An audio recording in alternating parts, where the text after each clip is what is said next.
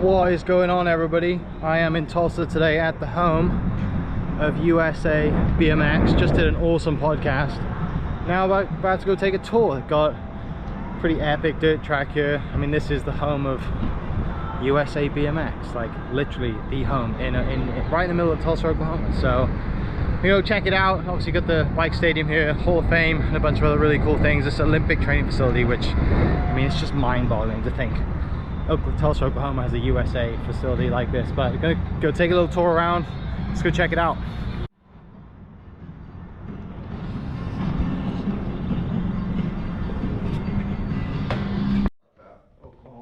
Yeah. Told you about the Grands. So this is the it's been dubbed the greatest race on earth. You know, it happens every Thanksgiving weekend.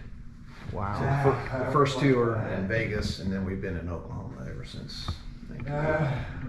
It's amazing to see how the track has evolved. Oh yeah. Right, and just the arena, and I mean, that's so cool. Yeah. In fact, I mean, you know, at the Myriad, you know, we had kind of a short area, but you know, the track at some points, like here, is maybe only 10, 12 feet wide. Yeah. And now, you know, in Tulsa, you know, there's no way you can do such tight turns. Right. And then just the number of jumps when you look at, you know, an average straightaway. You know, only had like one little, you know, set of triples or something. You know, there's a lot more pedaling back then. Yeah. But now it's all about, you know, rhythm and flow. Yeah. Yeah, just keeping the being smooth. Good stuff. That's really cool. You're gonna run out of space here soon. Yeah. I know. I was hoping to get, you know, 2 more rows, but yeah, they put in the little bottom there. So, but you know, it's always a good, you know, display of how far the sport's evolved. Thank you. Did you sign in? I did not. No, I'm going to have to sign in to do that. What day is it today? It is 6. No, it's 7. Oh, I can't spell. I don't know. 7-1. We do our date. All right. This is the membership magazine I was telling you about. Oh yeah. So know, when you sign, so people sign up to USA BMX, they get this monthly magazine.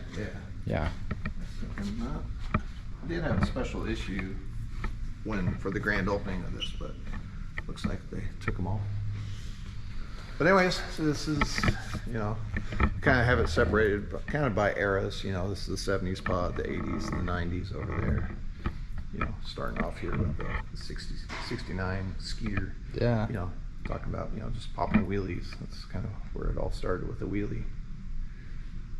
Up on there we have the whole complete timeline, which, you know, the official date that they always go by is 1969 in Palm Sparks, Santa Clara, California. Yeah. But, you know, quickly moved to Malibu and just spread like wildfire, you know, at the mid-70s. Obviously where you picked it up then. Just saw riding around kids. And why for you? Why was it BMX, not skating then for you? Just neighborhood kids. Yeah. You know, we all had paper routes, you know, back then, and, you know, delivering the Sacramento Bee, and, you know, to make money to buy BMX parts, and just lucked out that that's cool. A couple of kids in the neighborhood were really pumped on BMX, and we all got just stoked on it. Yeah. Passing around the newspapers. So this is, I guess, this is the museum part, right? That people come in and pay to go around and see everybody, and obviously you got jerseys on the wall and that you collect. Yeah. Which is amazing. But so this is you said Olympic training facility as well? Yes. Right now, kind of unofficially, they haven't done the official. It's all still in the works, you know. But you know, they have their right now USA Cycling, you know, which is the recognized NGB.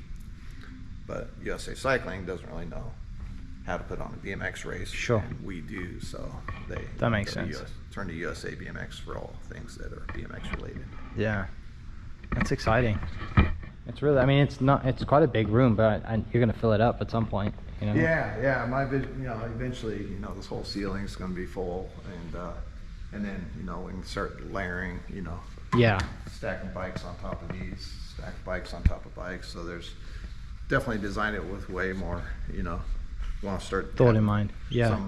Some more interactive kiosks and items that. Yeah, that's really cool.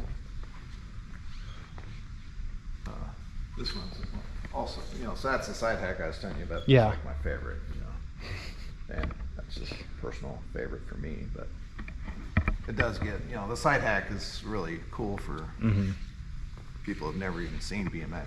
Right. But this is also a good example of, the evolution of BMX in the early days. So 74, Yamaha came out with a motorbike. Kawasaki came out with their version in 75.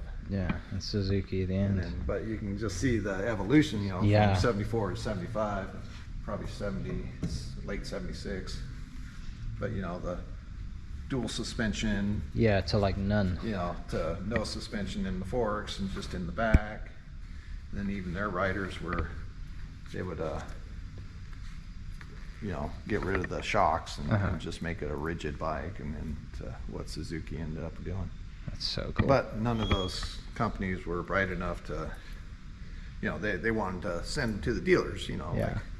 and they figured like, oh, this is the gateway Sure. to buying a motorcycle. They had no idea that, become the big sport that it did. Yeah. And then Honda totally left out. They had the Honda Kick and Go. That's brilliant. So Yeah, it's our little fascinating. freestyle display here, which is pretty cool. Some good legends. Actually, our president Shane Fernandez. He grew up in Hollywood, in Burbank area, and he would go to Upland Skate Park over, and he's like, I've seen this bike, drop in. He was like the little kid that just idolized Eddie Fiola. So Eddie's, just like That's Scott. really cool. Scott looks up to Harry Leary. Our This is his president guy, looks yeah. up to Eddie Fiola, and so it's kind of neat for everybody to just kind of see the elements. Everyone has that elements icon. of their childhood. Yeah. Yeah, that's really cool. Yeah, because I remember, the name on the wall over there that stands out to me is Dave Mirra. Yeah. Like that was the name that out of all the names over there, I'm like, okay, Dave. Yeah, I remember seeing Dave ride and watching, him on TV and competing and, and all of that. We just got our hands on Dave Mirra's gold X Games bike. Oh wow. So That's special. It's pretty beat up, so we're trying to decide, should we just fully leave it, tear yeah. it down, restore it, or just leave it as, the guy who owned it previously Yeah. lived on, right on the Strand, saw the salt, and he left it out there. Oh yeah, so it's been on his patio. And, right. It's like didn't salt. really take care of it. Yeah, the salt water is Yeah. in the airs. But yeah, this is our complete wall of fame. We have all the plaques over there on the wall. So that's the duplicate plaque. We award them at the ceremony. But this is the wall, yeah. that's just their mug shots. This wall kind of shows you a little bit more of them in action, what they did. Like I was telling you, a couple of Oklahoma. So this is this year's inductees. These 6 riders, which is kind of cool. Steve Van Doren from Vans, he's, he's kind of the big. He's the big sell this year. Yeah, well, his dad and his uncle originally started Vans, but Steve's kind of the current face of Vans. Is the marketing guy. God, that's cool. And, Bruce Brown, we inducted him last year. He was the one that did the On Any Sunday movie back in 1971. Okay. So just those opening credits of On Any Sunday really kicked off, BMX for, that was the first time people seeing kids on bikes jumping dirt. Right. And so that was kind of cool. Yeah. Our Oklahoma Hall of Famers. Well, we have Matt Hoffman, the legend. Got inducted in 2012. That was really cool. Yeah, that was a fun moment, I'm sure. And then we also over here have so Cash Matthews and Matt Raymer. So these two guys are kind of the credited as being the godfathers of Oklahoma BMX. They started the very first track in Shawnee, Oklahoma. Yeah. And Cash, he helps out here at the museum a lot. So I'm sure it's cool for those guys to have a space like this, right? That they can see and I mean, just a home for all of the cool memorabilia and just to feel they're being appreciated, right? By having a spot like this, as good as this place is. Yeah, and hopefully, I mean, it's going to be the inspiration for all these. Like, for example, we had one little camp session here a couple months back, and the number one amateurs, the current reigning number one amateur was here, and he's like over, and he's from Washington, and he's over looking at this one display where, kind of the GOAT, the greatest of all time BMXer, he's from Washington. Yeah. But this guy, he's 14 years old. He's like, he knew nothing about, the legend of Gary Ellis. Right. We're like, really? You don't know? Skip the generation. And they're looking at the tires, and they're like, look, what are all, how do they ride these knobby tires, because all the tires nowadays are just so smooth. Like, we have a really good example. One of the most popular bikes, if you ask any little kids, is this one. What's out of all these bikes, what's your favorite? And they all go to the modern day, the prime example of a modern day bike, so you can see how smooth the tires are, and the carbon fiber rims and the carbon fiber frame and forks. God, it doesn't weigh anything. This was the bike of the national number one girl a couple of years back, and her nickname's Skittles. So she always has this custom, colorful, custom painted frames. Cool. So it's interesting just to see the difference. See what and like Jacob was saying, the Olympic uniforms over here. Yeah. Kind of like how you always put the milk and the beer at the back of the store. So we have representation of all 4 of the Olympic Games. And these are legit medals? No. No? Copies? Yeah. I mean, they've won some medals. Yeah, things you can find on eBay. I was gonna say, if they've given you their medals, then they must really like you. The real medal is a little bit larger. Yeah. And a little bit heavier and probably about the same shade as gold. But so this is Connor Fields. This is his London bike. So he won the gold medal in Brazil. And Felicia Stansel. Then Connor, he was killing it in Tokyo. He was the favorite guy, the reigning gold medalist going in, but he crashed really hard in one of the semis, and I had a real serious crash. Yeah. Like, he hasn't raced since. Wow. So he's hoping to get back on it. He's finally gotten the doctor's approval. But Felicia Stansel, her uniform, she was the one that she did make the main event and placed 4th.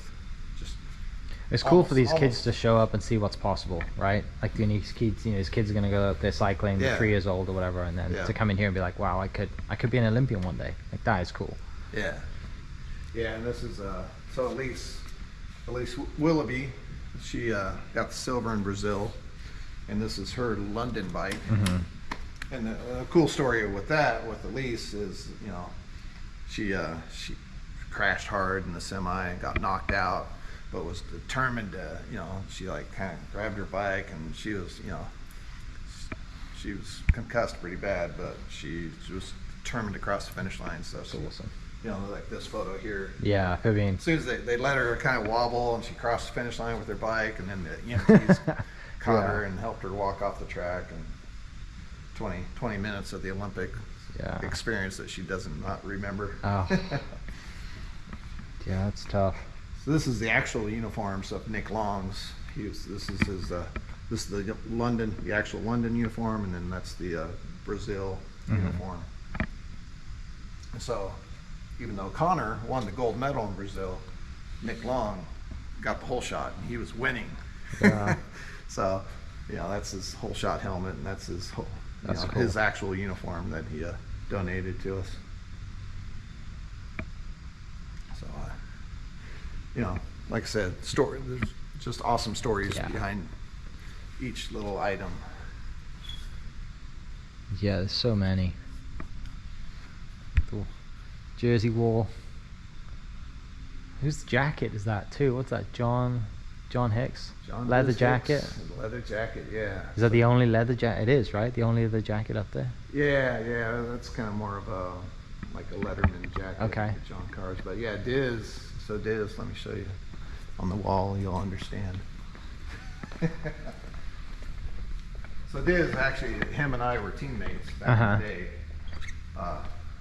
But Diz we were the heavy metal freestyle team. So John Diz Hicks right here, wearing that's the leather jacket. Looks like a rock star. Oh, could be on stage. Man. Yeah. I mean, he was. We listened to Twisted Sister, and he was really into Motley Crue and all that. Yeah. Probably. Yeah. 80. He wouldn't look out of place on stage. Yeah, 84, right? 85. Yeah, and in the freestyle world, he was like a rock star. You know? I mean, his whole persona and the way he rode, he was just really aggressive. That's awesome. So yeah, that's what. Yeah, that's special. I love that. So many stories, like you said, so unique. Good stuff. Got some cool items in the glass cases over. Yeah, all the good stuff in the glass case, right? All the best stuff, all the most valuable stuff. Yeah. Sometimes. Yep. Yeah. I mean, most of all, the actual helmets, given to us from Hall of Famers. Like I was telling you, the Gary Ellis, which is this is the Gary Ellis display. So he's kind of known as the greatest of all time, just because his record of 4 #1 titles. Yeah. The number of main events that he's made, the number of wins that he has. He's just he retired in '98, and this was his retirement bike. Like after he retired in '98 at the Grands in Tulsa, packed up the bike, put it in the box, and it never came out until it got here. That's special. Like we keep saying the dust on the rims is from the 1998 Grands. It's like no one cleaned it. Don't touch it. Yeah. No one touched that. And I thought that it was just kind of like a stock GT bicycle, but at the Legacy Nationals that we had here, Billy Griggs, who's also in the Hall of Fame, but he was welding. He was working in the R&D department, and so he actually welded this frame. Wow. So it was neat to watch him come over here, and he's checking his welds. checks the bottom bracket, and he goes, "Yeah, that's I made that one." And then he starts telling me all the little special things. This is a little bit longer of a head tube, or this is a little bit thicker, and just all the little secrets about this frame that I had no idea. Right, you wouldn't know, yeah. And we got all that on video, so that was brilliant. That was kind of a big experience. Yeah, that's great. Got a board. Whose board is that? It stands out a little bit, right? Yeah, that was an award that we gave out at for the Olympic at the Olympic Training Center in Chula Vista. Yeah. We'd always try to, same with the Louisville Slugger. City of Louisville always gives those out to the pro winners. They gave out a surfboard one time that was all custom drawn with Bob Harrow. Bob Harrow, who's like a real legend of the sport. And didn't Matt ride his bikes before he built his own? That's right. Yeah, I thought I recognized the name. Yeah. Matt rode for Harrow Bikes and Skyway. God, so cool. Yeah, we have some of their freestyle.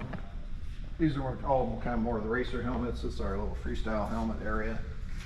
So we have Jamie Bestwick's Monster helmet, Ron Wilkerson's Open Face, TJ Lavin. That's the helmet that he wore when he won his very first X Games gold medal. Wow. And then of course Matt Hoffman's Target helmet. Yeah, famous helmet. God, you need that full face, don't you, if you're going to be doing crazy stuff like he is. Yeah. That's the video game I played right there. Isn't that crazy? I need to just buy one of those and have Matt sign it. Yeah. If I can find one. Not a case. I don't need the disc. That's really cool. So this is just one of the things that you guys have here, right? You have obviously the dirt track and the facility and the gyms. I'd love to see it. Yeah, I think that'd be really cool to see that. Yeah, that's cool. Camp counselor that rides for Hoffman down there. So you got, this is the gym facility then for the the Olympic facility, I guess. Yeah. I mean, Back in when you were riding, did you ever think, were you ever in the gym, or was it just, no, we're just gonna ride? No, You didn't have this, right? Yeah. Was this an afterthought? Well, just as, especially things changed once it became an Olympic sport. Yeah. I mean, there was pros in the 80s that took it serious, you know, training and, you know, be the best. You know, when Right. you have a sponsor that's, Yeah. it's all about winning. So there was some seriousness back then, but it was mostly for the pros, I think. But, now it's like, you get these young, kids really training and even starting lifting weights when they're 14, 15 years old, really getting serious. And all the pros from the 90s are now coaches and and training riders and being they're making their living now as a BMX trainer, which is really cool to see that there's life or career still in BMX after their pro career is done. Right, because sadly, I mean, and as long as I know you can ride for a very long time, right? Like golf, you can kind of, but there's going to come a point where your body's gonna, your body's gonna give out on you, and you can't do the things that you could do when you were 20. But it's cool to have that, kind of build that longevity and take care of your body, because you are going to crash at some point. Right? Sadly, part of the sport. Too many bad crashes. Yeah. So this is the offices. So mostly the USA BMX Foundation is based here. In the Arizona office, it's kind of our national crew that runs all the national races. There's probably not too much really throwing to see. You can see from. So you have a balcony that goes all the way. Yeah. Oh, nice. Little bike over there. Love that. You guys keep busy and ride around the little ramps around here. They have one of those little Wildcat bikes that bike over there, and I guess when they get they get bored having brainstorming sessions.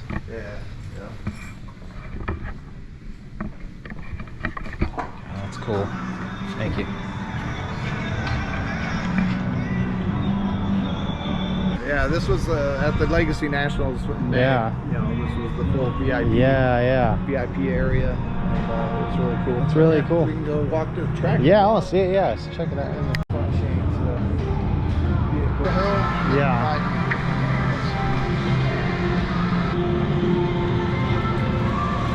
Hardesty Foundation, paying the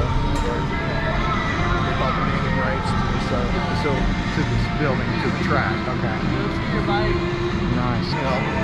What tracks used to run on, but now this smooth track surface is what they call a slurry.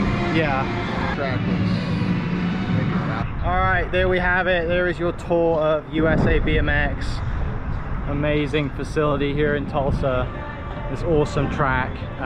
Hopefully you can watch some of that, because I got music in the background. Hopefully I don't get killed on YouTube for that one. But yeah, thank you so much for watching. We'll catch you next video.